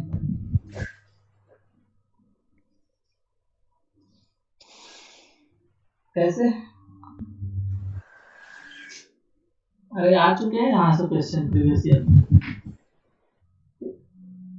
देखो होता क्या है कि क्लस्टर बन रहे हैं, और जब क्लस्टर बनेंगे तो मेन ग्रुप के जो एलिमेंट्स होते हैं, तो मेन ग्रुप के एलिमेंट्स खुद से खुद में जुड़ने, जैसे पी ब्लॉक के एलिमेंट्स के पास ये टेंडेंसी होती है, अरे P4 Sp6 S6, तो यहाँ पर मेन ग्रुप के जो एलिमेंट्स होते हैं वो खुद में जुड़ के क्लस्टर का फॉर्मेशन कर लेते हैं। अरे भैया आप क्लस्टर जब बनाए हो तो कुछ ओरिएंटेशन होगा तुम्हारा, कुछ ज्योमेट्री होगी, तो वही यहाँ पर भी बात करेंगे कि तुम्हारा स्ट्रक्चर किस टाइप का दिख रहा है, ठीक है। तो जिंटल आयंस में भी उसके स्ट्रक्चर डिटर्मिनेशन में हम बोरेन वाला कॉन्सेप्ट अप्लाई कर सकते हैं। और कैसा है कॉन्सेप्ट अप्लाई करना है, सिंपल सा वही आइसो इलेक्ट्रॉनिक वाला कॉन्सेप्ट लगा दो, आपका जुगाड़ हो जाएगा, ठीक है। तो जिंटल आयंस क्या होते हैं, it is a poly atomic ions. Atom जब जो है बहुत सारे जुड़ करके, खुद एटम जो बहुत सारे जुड़ करके अपने आयंस फॉर्म में जब क्लस्टर बनाते हैं तो ये होते हैं आपके जिंटल आयंस कहलाते हैं। और जिंटल आयन जो होते हैं वो क्लस्टर विदाउट लिगेंड, बिना किसी लिगेंड के इन लोग क्लस्टर फॉर्म में एक दूसरे के साथ ही जुड़ जाते हैं, ठीक है। और ये जो है कोई भी लिगेंड नहीं होता, इसलिए जो है आपका नेक्ड क्लस्टर कहलाते हैं। एग्जांपल की अगर मैं बात करूं तो देखो यहाँ पर जैसे कि ये, ठीक है, ऋतु माइक ऑफ करो, ठीक, हाँ। देखो यहाँ पर कि ये Se जो है, ठीक है, ऑक्सीजन फैमिली का एक एटम है, मेन ग्रुप एलिमेंट है, वो जो है AC42 प्लस, वैसे ही Te42 प्लस और Hb42 माइनस में इस तरह की ज्योमेट्री वाली जो है क्लस्टर बनाता है। Ge42 माइनस SN42 माइनस, ये ऐसा अरेंजमेंट रख रहे हैं, ठीक है। तो यहाँ पर अगर आप देख रहे होंगे कि यहाँ पर कोई लिगेंड नहीं दिख रहा है, सिर्फ मेटल सॉरी जो मेन ग्रुप एलिमेंट्स हैं, ठीक है, वो खुद एक दूसरे के साथ जुड़ करके अपने आयनिक फॉर्म में प्रेजेंट है, और एक जो बिना लिगेंड के एक क्लस्टर टाइप का जो है फॉर्मेशन कर रहे हैं। हमको क्या करना है, हमको इन सभी का बोरेन्स के रिस्पेक्ट में किस टाइप का बोरेन्स का ये क्लासिफिकेशन रखेंगे उसको हमको आइडेंटिफाई करना है। क्लियर है? तो चले क्या भाई, 2-4 को यहाँ पर सॉल्व कर ले। जैसे कि करना क्या है, एक मैं करता हूं, अगर मैं इसको अगर काउंट करूं, इसको अगर सॉल्व करूं Fe2+ को, तो करना कुछ नहीं है आपको। अरे भैया ऑक्सीजन फैमिली का कौन है ये? सेलेनियम है। ऑक्सीजन फैमिली कितना इलेक्ट्रॉन देता है? 6 इलेक्ट्रॉन, वैलेंस इलेक्ट्रॉन। और 6 वैलेंस इलेक्ट्रॉन होगा तो एक बोरान और 6 करने के लिए उसको 3 हाइड्रोजन। तो ये क्या हो गए आपके BH3। अब BH3 तो हो गया, लेकिन यहाँ पर एक ही सेलेनियम थोड़ी है, एक सेलेनियम के लिए BH3 होता है। तो यहाँ पर देखो कितने हैं? 4। और इसके ऊपर चार्ज कितने हैं? 2+। तो बताओ ये अल्टीमेटली क्या हो गया? ये जो है B4, 4 तिया 12, H12 और H12 के साथ इसके ऊपर कितने चार्ज हैं? +2। समझ आ रहा है क्या? और उसके बाद करना कुछ नहीं है आपको। अब इनको बराबर करो, जितने बोरान्स हैं उतने ही आप क्या करो? हाइड्रोजन्स करो। तो यहाँ पर ये B4 H12 जब आप करेंगे तो H12 बोलता हूँ, H4 जब आप करेंगे तो 12 में से सिर्फ 4 हाइड्रोजन रखना है, तो कितने निकल जाएंगे? 8। तो यहाँ पर कितने हाइड्रोजन बाहर हो गए? प्रोटॉन फॉर्म में आपको 8H+ को बाहर करना है। और इसके ऊपर जो है जब 8H+ जब बाहर जाएगा तो इसके ऊपर कितने चार्ज आएंगे? -8। और -8 के अलावा इसके ऊपर पहले से कितना चार्ज है? +2। तो जब आप ओवरऑल सॉल्व करेंगे तो ये जो है आपका B4 H4 और आपका चार्ज कितना होगा? -8 + 2 दैट इज -6। और जब -6 होगा तो इसको क्या बोलते हैं? अरेक्नो। तो ये जो आपका सेलेनियम Ac4 2+ है वो किस टाइप का बोरान क्लासिफिकेशन रखता है? अरेक्नो। कैसे सॉल्व करना है समझ आया क्या? इजी है क्या? आपको करना कुछ नहीं है, आपको कॉन्सेप्ट क्या याद रखना है कि कौन से एलिमेंट के लिए कितने वैलेंस इलेक्ट्रॉन काउंट करने हैं और कितने वैलेंस इलेक्ट्रॉन के लिए हमको कितने बोरान के हाइड्रोजन के साथ यूनिट रखने हैं। ठीक है, सॉल्व हो जाएंगे। प्रैक्टिस करोगे इसको आप। जितने भी एग्जांपल मैं दिखा रहा हूँ यहाँ पर पूरे के पूरे को आपको नहीं सॉल्व करना है कि किसके लिए क्लोजो होगा किसके लिए नीडो होगा, कॉन्सेप्ट में बता दिया आपको। ठीक है, वैसे ही यहाँ पर देखो कुछ और हैं एग्जांपल्स, जैसे कि ये TL है 7 10+, इसको भी आपको सॉल्व करना है। वैसे ही जब 10 एलिमेंट्स G के 10 एलिमेंट्स 2- और लेट के PB 10 2- जो है कौन सा ज्योमेट्री रखता है, इन सब को आपको सॉल्व करना है। कॉन्सेप्ट वही है, आपको कौन से एलिमेंट के लिए कितना जो है आइसो इलेक्ट्रॉनिक स्पीशीज के अकॉर्डिंग कितने बोरान्स और हाइड्रोजन्स ऐड करने। क्लियर है? मैं इतना बता सकता हूँ कि अगर एक एलिमेंट है तो यहाँ पर एक एलिमेंट के लिए आपको एक बोरान दिखेगा ही, दैट इज अगर Ge 10 है तो वहां पर 10 B10 तो होगा ही। क्यों? क्योंकि अगर ये ज्योमेट्री रखना है तो ऑब्वियसली आपको पर Ge को एक बोरान से तो रिप्लेस करना पड़ेगा, दैट इज जितने यहाँ पर रिप्लेसेबल एलिमेंट्स होंगे उतने बोरान्स तो आपको हर बार दिखते होंगे। तो ये छोटी छोटी चीजें हैं जो आप खुद जब प्रैक्टिस करते होंगे तो आप इन चीजों को नोटिस करते होंगे। ठीक है, यहाँ पर देखो 2 लोग हैं, इसको सॉल्व करें। चलो भाई बताओ TL के लिए कितना BH लूं मैं? कौन से ग्रुप का मेंबर है ये? बोरान ग्रुप का। बोरान का ही है। Yes sir. तो बोरान का ही है तो फिर तो भैया 3 इलेक्ट्रॉन देता होगा ये, और 3 इलेक्ट्रॉन देता है तो बोरान में कन्वर्ट करूंगा तो मैं तो बोरान 10 लूंगा, हाइड्रोजन लेने की जरूरत ही नहीं है। ठीक है, और SN कार्बन फैमिली कहे सीता जी सुन प्रभु। ठीक, तो आपका क्या होता है कार्बन फैमिली के लिए BH कितने ठो है? 8। तो 8 3- क्या हो जाएगा अल्टीमेटली B9 H8 यही होगा क्या? मजा आ रहा है क्या? B9 H8 3 minus. अब कैसे करोगे?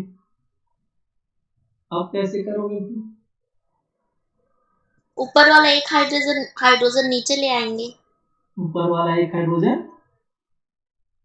अरे जो चार्ज है उसको देखो, नीचे ले आएंगे तो बिल्कुल, जैसे कि क्या होता है, हम H प्लस को रिमूव करते हैं तो वहां पर उसके ऊपर क्या लगाते हैं? Minus charge. तो रिमूव करते हैं तो माइनस चार्ज, तो अरे ऐड कर दो ना, तो एक चार्ज को खत्म कर दो बेचारे का। तो यहाँ पर अब क्या करो, B9 H9 और यहाँ -3 है, उसको क्या हो जाएगा, वो 2 minus. That is it is a kind of closo structure. यही लोग तो कहाँ आते हैं, क्वेश्चन में आते हैं, सब कॉन्सेप्ट को कवर कर जाते हैं, और हमको जो बना लेते हैं वो फालतू का खुश होता है कि इतना इजी क्वेश्चन आया था। अरे उनसे पूछो जो सब पढ़ के गया कि निकालना है, लेकिन यहाँ पर जोड़ने की जरूरत पड़ गई, अब उसको इतना हिम्मत नहीं हो पा रहा है कि मैं जोड़ू कि ना जोड़ू। ठीक है, तो ये सभी चीजें हैं जो क्वेश्चन वाले कैटेगरी में अपने आप को रखते हैं। ठीक, जिंटा लाइन आया कि समझ में? Yes sir. वेरी गुड, ठीक है। सर फर्स्ट का निकालिए ना। किसका? TL7 का। TL7 का सर तो इसमें जो 10 माइनस लगा वहीं से हाइड्रोजन लेते जाएंगे। 10 माइनस 10 प्लस है। हाँ, तो देखो उसको देते जाना आप हाइड्रोजन, क्या करोगे? ठीक है, TL के क्या होता है? बैगन आलू गाजर इन थैला, B7 B7 10 प्लस। ठीक है, क्या करना, क्या करोगे? हाइड्रोजन ऐड करोगे। कितने हाइड्रोजन ऐड करोगे बताओ? 7 7। चल 7 कर, B7 H7 कितने प्लस बचे? 3। Yes sir. तो इसका क्या पढ़े हो भैया? B7 H7 का जब 3 प्लस आता है तो इसका क्या जुगाड़ है?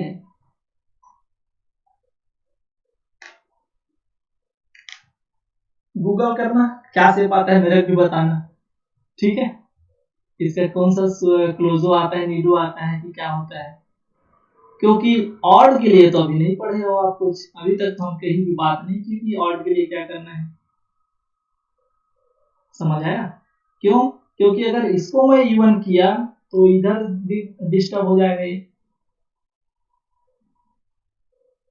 बोरान और हाइड्रोजन के नंबर को भी तो सेम होना चाहिए।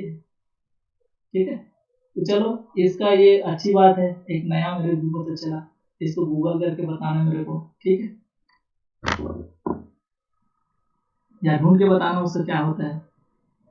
तो ऐसे ही सबको सॉल्व करना, कौन जो है ऐसे ही मिस कॉन्सेप्ट में आपका जो कॉन्सेप्ट पढ़ के आ रहे हो उससे थोड़ा सा वेरिएशन शो कर रहा है, और उन्हीं लोगों को आपको थोड़ा सा अटेंशन देना है कि ये अगर क्वेश्चन में आ गए तो क्या होगा, और उन्हीं लोग ही क्वेश्चन में आएंगे। बहुत पूछ चुका नॉर्मल इन सब कॉन्सेप्ट सब बना देते हैं ऐसे क्वेश्चन। ठीक है, आगे बढ़े। ऐसे ही लोग कहलाते हैं एक्सेप्शन। ठीक, चलो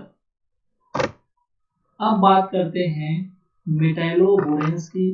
अभी तक सिर्फ हम नॉन मेटल वही जो आपके मेन ग्रुप के एलिमेंट्स है, कार्बन, बोरान, एल्यूमिनियम, सिलिकॉन, यही सब कर रहे थे। अब बात करेंगे जो हमारा मेन क्वेश्चन यहाँ से उठता है, क्योंकि यहाँ पर आती है बात रिलेशन की, मेन ग्रुप केमिस्ट्री और complex that is transition complexes की केमिस्ट्री। ठीक है, ट्रांजिशन एलिमेंट और मेन ग्रुप जब अपना कंपाउंड बनाते हैं तो इनमें इनके ज्योमेट्री में किस तरह से रिलेशन शो होता है। ठीक है, ये क्वेश्चन आजकल बहुत पूछा जा रहा है, क्योंकि बहुत लोग यहाँ पर गलती कर देते हैं कि कैसे हम निकाल तो लिए किसके लिए मतलब वैलेंस इलेक्ट्रॉन के टर्म में। यहाँ पर आपको बात करने की जरूरत पड़ जाती है 18 इलेक्ट्रॉन और ऑक्टेट रूल पर। 18 इलेक्ट्रॉन और ऑक्टेट रूल का क्या कॉन्सेप्ट है कि अगर हम मेन ग्रुप केमिस्ट्री पढ़ते हैं तो मेन ग्रुप केमिस्ट्री में क्या बोलते हैं कि अरे जिसका वैलेंस शेल में जो है 8 electron that is octet rule को फॉलो करता है, मतलब वो मस्त वाले क्या है, स्टेबल कंपाउंड है। वैसे ही जब हम ट्रांजिशन एलिमेंट या फिर जो कॉम्प्लेक्सेस की बात करते हैं तो वहां पर क्या बोलते हैं कि 8 वाट इलेक्ट्रॉन नहीं, वहां पर अगर किसी कॉम्प्लेक्स के आउटर मोस्ट शेल में 18 इलेक्ट्रॉन है तो वो जो है स्टेबिलिटी शो करते हैं। तो इनमें डायरेक्ट रिलेशन आपको कैसे सोचना है, 18 वाला उधर स्टेबल, तो मेन ग्रुप में जो बात करते हैं वहां पर 8 वाला स्टेबल। तो यहाँ पर हमको 18 और 8 में रिलेशन देख करके बात करना है। तो वैसे ही कोई वहां पर 17 इलेक्ट्रॉन होगा तो 17 के लिए रेस्पेक्ट में हम कितना इलेक्ट्रॉन इधर ऐड करेंगे, 7 इलेक्ट्रॉन। तो 18 का 8 के साथ रिलेशन, 17 का 7 के साथ रिलेशन, तो 10 का तो गैप है, तो 12 इलेक्ट्रॉन रहेगा किसी के पास, तो इधर हमको 2 इलेक्ट्रॉन के साथ रिलेशन देखना है। तो चलिए उसी को हम बात करते हैं। मेटलोबोरेन क्या है कि ऐसा बोरेन जिसमें मेटल भी प्रेजेंट हो तो क्या कहलाएगा, मेटलोबोरेंस। और अच्छी बात क्या है, मेटल के साथ साथ अगर उसमें कार्बन भी प्रेजेंट हो तो मेटलोकार्बोरेन। और ये कुछ एग्जांपल्स हैं, हम जो कॉन्सेप्ट पढ़ेंगे उनमें इन सभी का आपको क्या करना है, क्लोजो, नीडो, अरेक्नो किस टाइप का क्लासिफिकेशन फॉलो करते हैं, इन सभी में आपको क्या करना है, उसको फाइंड आउट करना है। तो उसके लिए हम पहले कॉन्सेप्ट पढ़ लेते हैं। और कॉन्सेप्ट क्या है, तो यहाँ पर कॉन्सेप्ट से पहले तो देखिए क्वेश्चन कैसे पूछता है ये कि ये है क्या, मेटलोबोरेन, ये मेटल प्रेजेंट है और ये बोरान प्रेजेंट है। ये एक टाइप का ऐसा क्लस्टर है जिसमें मेटल और बोरान दोनों प्रेजेंट है। It is a kind of metalloborane cluster. तो इनमें वो ये पूछता है कि बताओ कौन से जो हैं, क्लोजो टाइप है, नीडो टाइप है, अरेक्नो टाइप है, दैट इज कौन से टाइप के बोरेन्स को ये जो है बिलोंग्स करते हैं। तो यहाँ पर तो सिंपल सा कौन क्लोजो है कौन नीडो है ये पूछ दिया है। तो जब ऐसा कॉन्सेप्ट आ जाए तब हम क्या करेंगे, क्यों ना तो यहाँ पर एल्यूमिनियम है ना तो यहाँ पर जर्मेनियम है कि ऑक्सीजन वाले ग्रुप का है तो 6 इलेक्ट्रॉन, तो उसके ग्रुप के कोई भी मेंबर हो तो 6 इलेक्ट्रॉन जोड़ दो। तो मैग्नीज लोग तो 6 इलेक्ट्रॉन नहीं रखते, ठीक है। और यहाँ पर ये कार्बोनिल वार्बोनिल भी दिख रहा है तो क्या इसके लिए भी इलेक्ट्रॉन ऐड करना है। तो ऐसे क्वेश्चन को कैसे सॉल्व करना है अब हम उनकी बात कर लेते हैं। फिर इन क्वेश्चंस को सॉल्व कर लेंगे कि कौन सा जो है क्लोजो है और कौन सा नीडो है। सबसे ज्यादा फोकस अभी यहीं पर करना, क्योंकि यहाँ से क्वेश्चंस श्योरली बनेंगे, ठीक है। देखो, तो आइसोलोबल कॉन्सेप्ट को समझना यहाँ पर जरूरी है। कुछ यहाँ पर आइसोलोबल कॉन्सेप्ट को मैं डिस्कस करूंगा, बाकी इसके बाद जस्ट जो नेक्स्ट लेक्चर आएगा उसमें हम अच्छे से main isolobal concept that is perfect isolobal कब बोलेंगे या काम चलो आइसोलोबल कब बोलेंगे। काम चलाओ इन द सेंस कि अगर अच्छी बात है स्ट्रक्चर मैच नहीं कर रहे तो इलेक्ट्रॉन तो मैच कर रहे हैं, ले लो भैया बोल दे आइसोलोबल का, तो उसको हम बाद में बात करेंगे। लेकिन थोड़ा सा यहाँ पर समझना जरूरी है इस क्वेश्चन को सॉल्व करने के लिए। तो इसके लिए देखिए यहाँ पर बात कर रहे हैं हम valence electron in metal complex.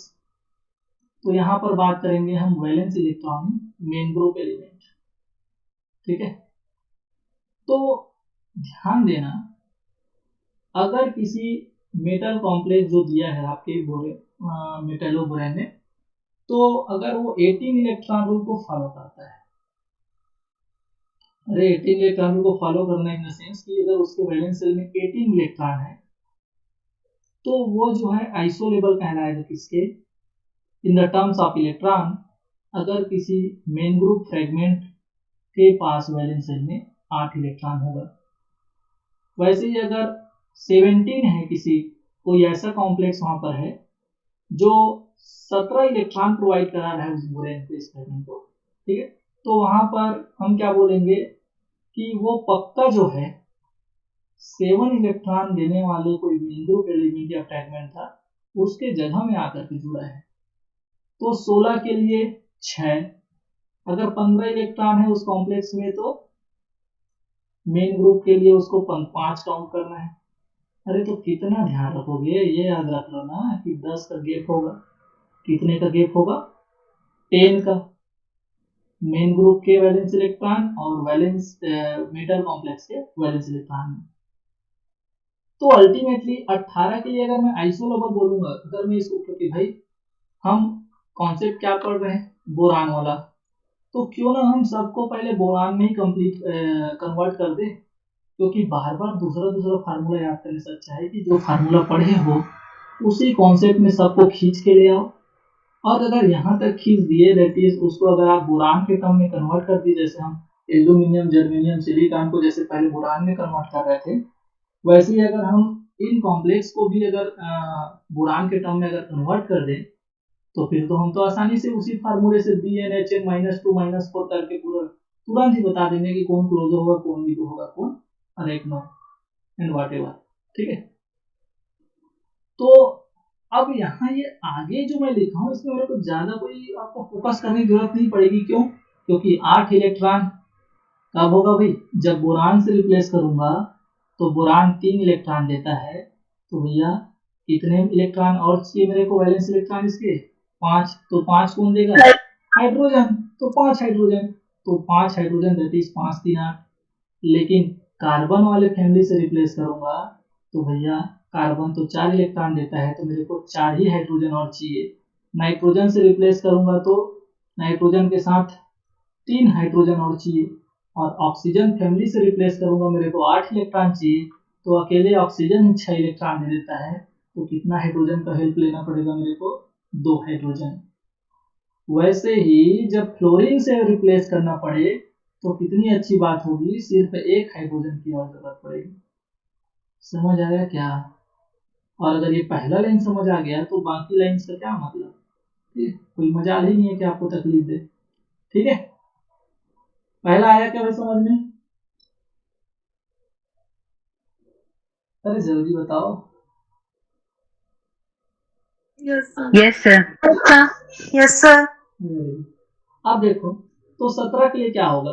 तो 17 के लिए मेन ग्रुप से अगर मैं उस कॉम्प्लेक्स को रिप्लेस करना चाहूंगा तो 17 से 7 इलेक्ट्रॉन मैं वहां पर लूंगा, और 7 इलेक्ट्रॉन के रेस्पेक्ट में मैं बोरान से अगर मैं रिप्लेस करूंगा तो बोरान के लिए 7 चाहिए, तो 3 तो 4 हाइड्रोजन ले लो, तो BH4 that is 7 electron. Carbon के टर्म में CH3 7 इलेक्ट्रॉन, नाइट्रोजन के टर्म में NH2 7 इलेक्ट्रॉन। और अगर ऑक्सीजन के टर्म में लें तो ऑक्सीजन अकेले 6, 1 हाइड्रोजन 7, क्लोरीन तो अकेला ही 7 दे देता है। तो these all are isoelectronic to each other and these all are isoelectronic to each other। तो यहाँ पर जो आपके वर्टिकल लाइन में दिख रहे हैं सभी जो हैं एक दूसरे के आइसोइलेक्ट्रॉनिक स्पीसीज हैं। तो इनऑर्गेनिक में आपका कभी पढ़ते होना है, आजकल क्वेश्चन पूछता है, कौन बताओ तो आइसो प्रोटॉनिक है, आइसो इलेक्ट्रॉनिक है, ठीक है, आइसो बार्स हैं, ठीक है, आइसोटोन्स हैं, यही आइसो आइसो पता नहीं कितने बार क्या क्या पूछ लेते हैं। तो समझ आ रहा है कि भाई numbers of electrons are equal in valence electron, ठीक है, in valences, then this species are called isoelectronic species. जैसे बात करते हैं लास्ट वाला, देखो तो अगर कोई कॉम्प्लेक्स है वो 12 इलेक्ट्रॉन इन्वॉल्व आपका जो है इन्वॉल्व कर रहा है उसमें मॉलिक्यूल में, तो उसके रेस्पेक्ट में अगर मेरे को रिप्लेस करना है मेन ग्रुप एलिमेंट से तो 12 के लिए कितना लूंगा मैं? 2 इलेक्ट्रॉन। और 2 इलेक्ट्रॉन जब लूंगा तो बोरान तो खुद 3 देता है, तो मेरे को चाहिए 2, तो क्या करना पड़ेगा मेरे को?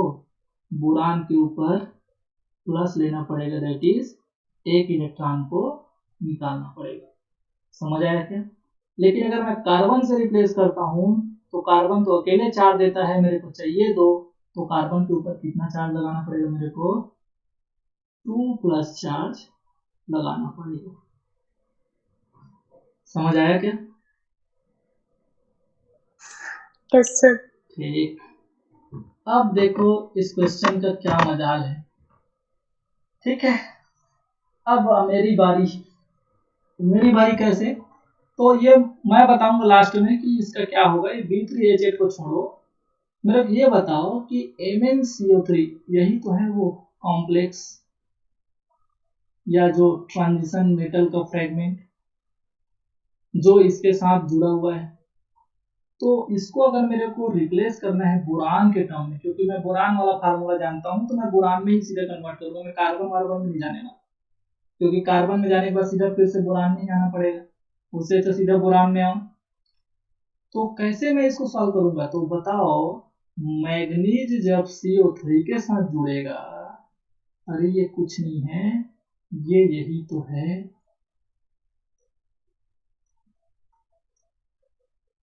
ये यही है क्या भाई, MnCO3।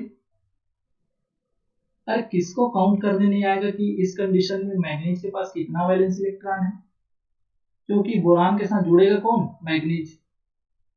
कितने इलेक्ट्रॉन्स, 7 7 7 13 13 कितने, 13। एक 7 वाले हैं और एक 13 वाले हैं, कौन किसके साथ जाना चाहेगा। 7 मैंगनीज का बोल रहे हैं सर, और टोटल ओवरऑल 13। तो भाई हमको तो ओवरऑल चाहिए कि वो मैग्नीज का चाहिए। हाँ सर, ओवरऑल 13 होगा सर। इसीलिए 7 Obviously, देखो मैग्नीज बेचारा जब 7 ही देना रहता है तो कार्बोनिल का बोझ उठा के क्यों आता है। आजकल कोई किसी का बोझ नहीं उठाना चाहता, ठीक है, कुछ फायदा रहता है तो जैसे तभी 13 हाँ। तो अल्टीमेटली यहाँ पर मैग्नीज बस नहीं आया है, मैग्नीज जो है कोऑर्डिनेट होकर क्या है 3 कार्बोनिल के साथ। तो मैग्नीज के वैलेंस शेल में 7 इलेक्ट्रॉन होता है, और एक कार्बोनिल जो है न्यूट्रल एटम है, 2 इलेक्ट्रॉन डोनेट करता है न्यूट्रल एटम मेथड से, तो आपका जो है 3 कार्बोनिल मिलकर के 6, दैट इज यहाँ पर कितने 13 वैलेंस 13 इलेक्ट्रॉन है इस कॉम्प्लेक्स के ऊपर। मैग्नीज पर नहीं देखना है, मैग्नीज के ऊपर कॉम्प्लेक्स बनाने के बाद कितने वैलेंस इलेक्ट्रॉन है वो देखना है। अब बताओ कि जब 13 होता है तो क्वेश्चन सॉल्यूशन करने के टाइम मेरा क्या होता है, बी के टर्म में B 3, और जब ये 3 हो जाएगा तो ऑब्वियसली 3 वैलेंस इलेक्ट्रॉन के लिए मेरे को कितना बोरान चाहिए रे, एक बोरान।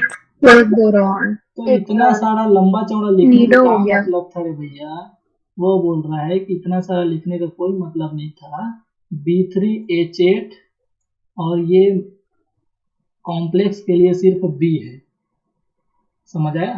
तो एक B के जगह इतना बड़ा सा मॉलिक्यूल जो कॉम्प्लेक्स आकर के जुड़ गया था, तो अल्टीमेटली अगर इसको आप सॉल्व करेंगे तो ये क्या हो जाएगा, B4H8 that is B4H4 4 minus that is Nido.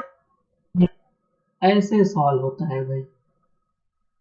तो क्यों ना फटाक से कॉपी पेन उठाओ और कम से कम इनमें से 2 लोगों का तो बताओ, ताकि 2 को आप after video completion after class घर के लिए कुछ तो होना चाहिए, ठीक है। तो सेकंड में क्लोज सेकंड में क्या आएगा, क्लोज। तो भैया बता दो मेरे को कितना इलेक्ट्रॉन्स आप ले रहे हो कोबाल्ट के लिए। सर 9 कोबाल्ट का और Cp का 5, तो 9 5 हो जाएगा 14, और 14 के लिए 4, तो C के लिए फिर BH,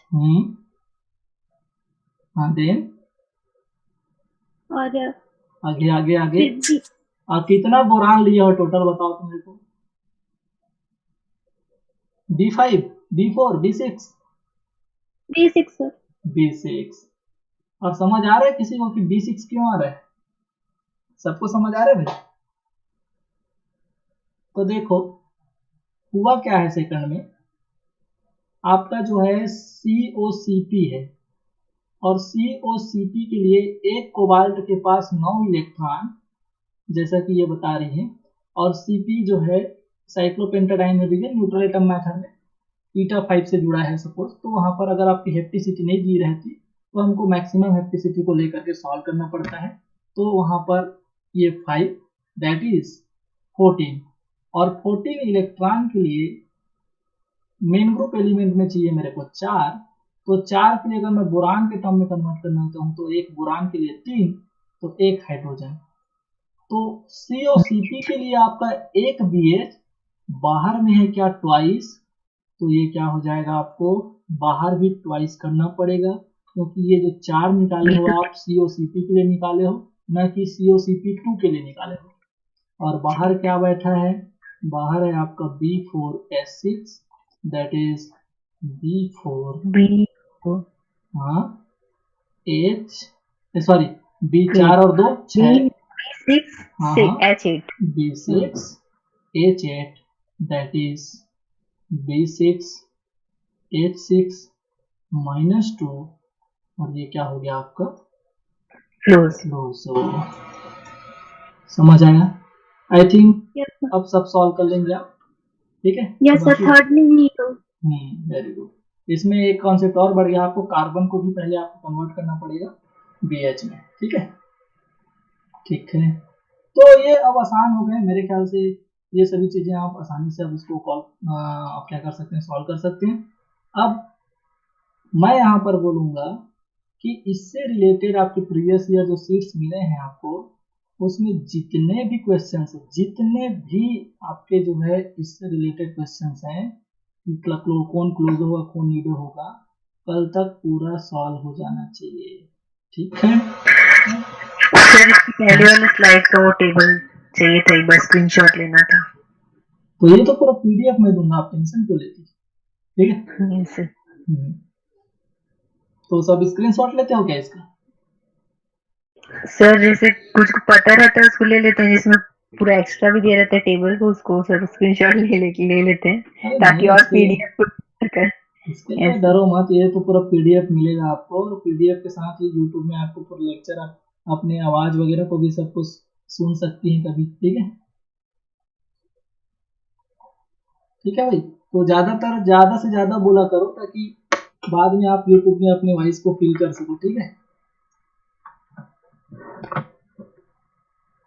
ठीक है, सो ये था आपके जो है डिफरेंट टाइप के क्लासिफिकेशन ऑफ बोरेन्स, और डिफरेंट टाइप के आपके जो बोरेन्स होते हैं, मेटालोबोरेन्स, कार्बोरेन्स, उनको जो है कैसे आइसोलोबल कॉन्सेप्ट और आइसो इलेक्ट्रॉनिक कॉन्सेप्ट से इनके स्ट्रक्चर और कौन से आपके क्लासिफिकेशन को कौन बिलोंग करते हैं, इसको हम कैसे आइडेंटिफाई करते हैं, ठीक है। आई होप कि आपको सारी चीज़ें समझ आई होंगी, ठीक है। ये आपकी अच्छी बुक के क्वेश्चन है, इनको बिल्कुल आप अच्छे से एक्सरसाइज वो सबको सॉल्व करेंगे, ठीक है।